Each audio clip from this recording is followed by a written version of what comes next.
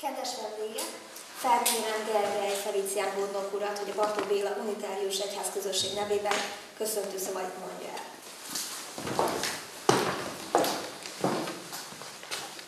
Annyira van elhangzott, üdvözlöm szeretett önöket, még egyszer nem szeretném mondani. De a lényege nem is az én nevem, hanem az önök neve. Majd köszönjük szépen, hogy eljöttek, anélkül, hogy név szerint talán csak 10 embert ismerek. Rendelten jöttünk ide el. Itt van a kezemben egy könyv, ami az a címe, hogy Cigány Kalevala, és aki elkövette, ezt Rostás Istvánnak itt ül a két úr között, és van egy társszerző is gyakorlatilag, pontosan mellette ül a társszerző, aki nem véletlenül, gyakorlatilag ezért vagyunk itt, mert ő volt az, Tibor barátom, aki a Vegyházközségnek a Fazekas Tiborról beszél, festőművészről, aki szinte társszerzőként, és azt szintén el is felejthetjük, társszerzőként vett részt, vagy megtetszenek látni, hogyha ezt kézbe tetszenek venni, hogy hát nagyon erős rajzok, az az igazság, és hogy mennyire rajzok a falakon meg lehet látni, hiszen nagyon ritkán van alkalmunk arra, hogy az illusztrációkat, amit könyvben látunk, annak van egy eredetie, amit ugye elkövetett a festőművész barátunk, a Tibor, és azokat most itt meg lehet tekinteni. Össze lehet hasonlítani, egyrészt, hogy milyen a nyomdai kiadás, egészen kiváló, köszönjük szépen a nyomdának, aki ezt elkövette. Másrészt a belga és a tartalom, majd megtesznek látni milyen, és a társszerzőség. Nagyon nagy örömmel adunk erre lehetőséget, és hát nagyon nagy nyílt szívvel várjuk magát az előadást, és tessék megengedni, megtaláljam, van itt nekem egy kis puskám, következő van ráírva. Ne félj, csak hitedben légy erős. Kérem szépen, én meghallgattam egy verset, egy hölgy mondta el az egyik versét ennek a költőbarátunknak, az a címe ennek, hogy ne félj. És akkor még egyszer elmondanám, ne félj, csak hitedben légy erős. Ez a Rostás barátunknak a gondolata, ez akár egy krédó is lehetne, talán lehetne ennek is a krédója. Köszönöm szépen, hogy itt vagytok, hogy itt vagyunk, és akkor visszaadnám a szót.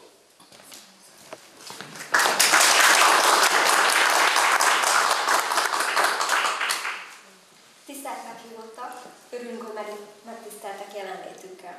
A mai nap igyekszünk produktívan egyetérteni magunkkal, ezzel burkoltan elismerve, hogy a mindennapokban vannak olyan értékeink, amelyek riválisái a tőlünk elvárt megnyilvánulásoknak. Performanszainkkal ideiglenes és autentikus élményt igyekszünk közönségüknek nyújtani, amely nem fog megismétlődni, és amelyet nem lehet megvásárolni.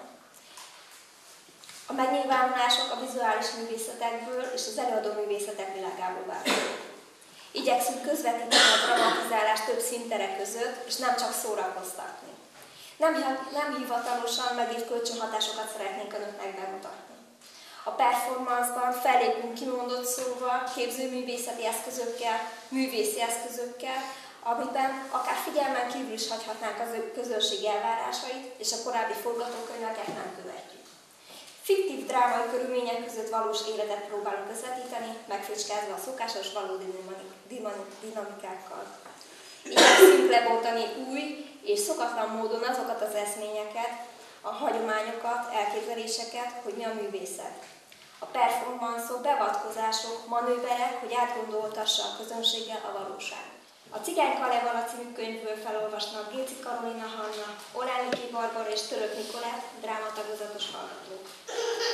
18:30-kor könyvbemutató, Rostás István író, Cigány Kalevala című művét nézelte Szilágyi Sándor Zsolt, performance producer.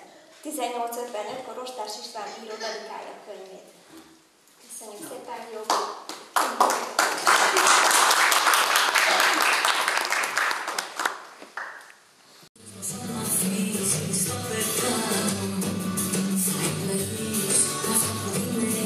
Camina atrás, la teoría.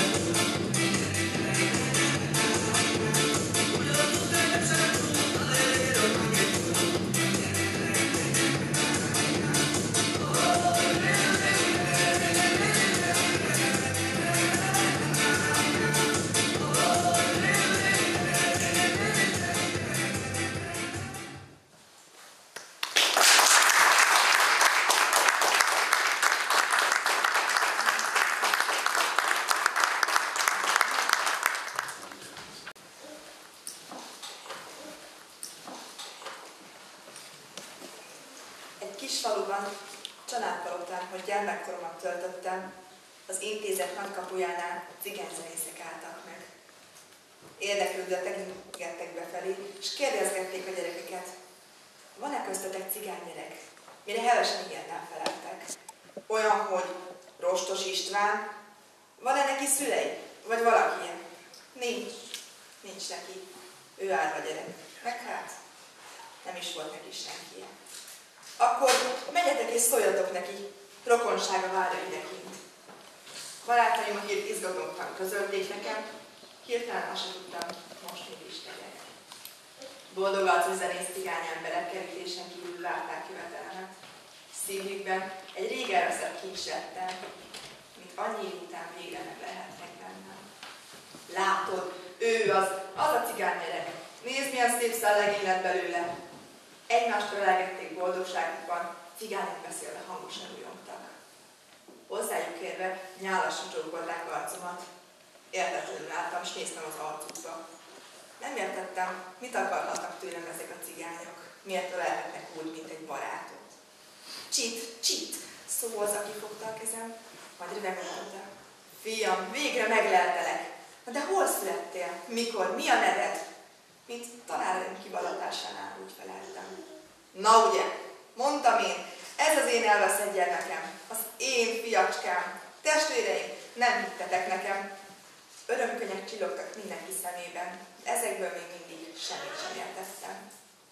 A cigány szó végig hasított tudatomon, mert a volt osztályfőnöknőm, amit mondott, ki és mi vagyok, honnan is jöhettem, intézetben miért vagyok és mivé lettem. Szomorúan láttam sorsomat beteljesülni, mert a cigány szó számban keserű víz. Kerítésen kívül boldog emberek voltak, itt az udvarban nagyon szomorú voltam. Napokon keresztül nem játszottam társaimmal, mindig a kerítésen kívülre bámultam. Titokban vártam a boldog arcú cigányzenészeket, attól féltem, hát ha már nem is jönnek el. Boldog is voltam, mert már nekem is van apám, anyám, testvéreim, szép nagy családház. Végre lesznek most már boldog ünnepek, mint otthon a családdal töltetek el. Lesznek, akik küldenek nekem finom csomagot, amit a társaimmal örömmel megoszthatok. Lesz tekintélyem. Nem leszek többé árva. Nem tartozok már a kitaszítottak világába. Szombat délután amúgy is késsel telt, mert magukkal vittek a cigányzenészek. Nagy vendéglőben muzsikáltak kedvesen, tudtam, ez most nekem szól, mert kiérkeztem. Azon a napon minden rólam szólt. Boldogságom csak egy hónapig tartott. Magánokba, hová sosem vágytam. Nem jöttek már értem a zenészek. A cigánytelepen nagy volt a lárma, mindenki, csak minket furcsáltak. Nem értették különös viselkedésünket, arcunkat a félelmet, furcsa jelekkel. Végre kijöttünk a cigánytelepről, nagy kő esett le a szívünkről. Haveromra néztem, arca fehér, aki egész idáig semmit sem beszélt. Szótlanul mentünk egymás mellett, mire a cigánylány megkérdezte tőlem. Mondd, van már feleséged? Mert ha nincs, engem elvehetsz. Szép volt a lány, mégse értettem, miért kérdezt tőlem ilyeneket. Gyengéden mondtam, nem, de köszönöm. Mert nem akartam, hogy megsértődjem.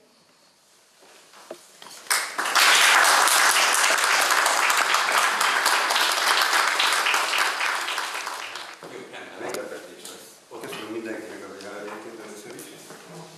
És elfogadtak persze. És ezt szeretném sorolni.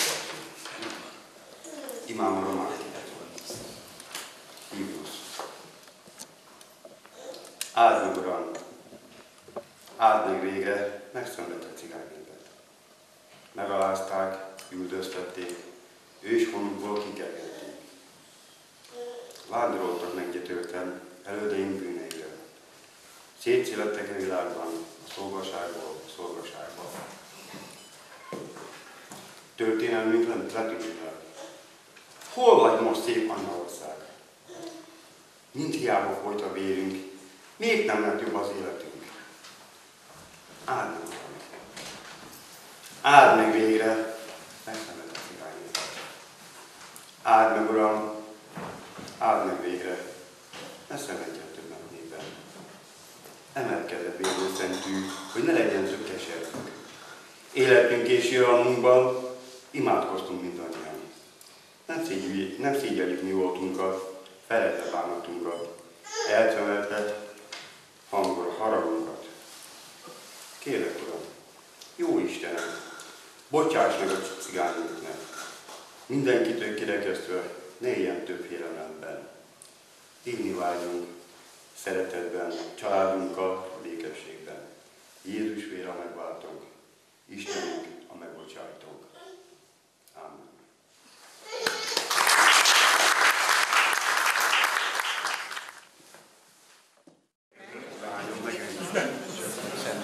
Hello.